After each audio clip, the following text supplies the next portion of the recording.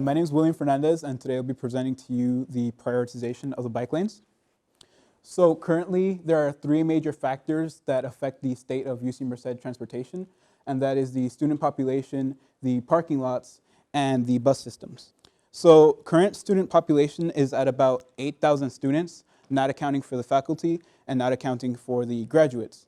And this is the major obstacle we have to address because there's only two funnels for these students to get to campus by. One of them being their personal vehicles, so trucks, cars, motorcycles, and these are allocated on parking spaces. Now, I know with the 2020 project, we have 1,500 parking spaces added. So currently, I feel like although it is helpful to have more parking lots, we are filling the cup faster than we can get a new cup or we can get a bigger cup. With buses, I believe that there are limited innovations that we can apply immediately. Sure, there are things we can do with the buses that can improve how the systems run. However, these are things that require a lot of resources and require a lot of time. So then comes the lost alternative, the third choice, biking.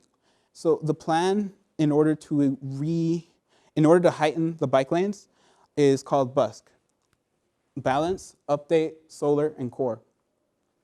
As I've established before, East Bellevue is in a much worse state, so I propose that we focus on that and bump it up to make it usable.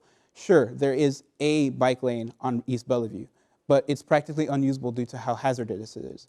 So I propose that we focus on that first and to bring it up to the level that Lake Road is at. Although Lake Road is not the best road to take, it is a road that can be used. In regards to solar, obviously, we need lighting on these streets, not only for the bikers, but it'll make things more safe for drivers and people that are on the lanes.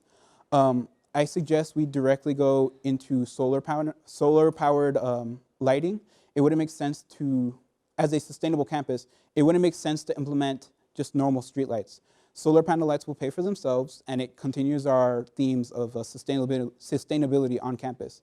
Finally, I propose that we establish a core on campus where we will have a set building or a set room where bikers can come and fix their bikes or socialize or simply rest.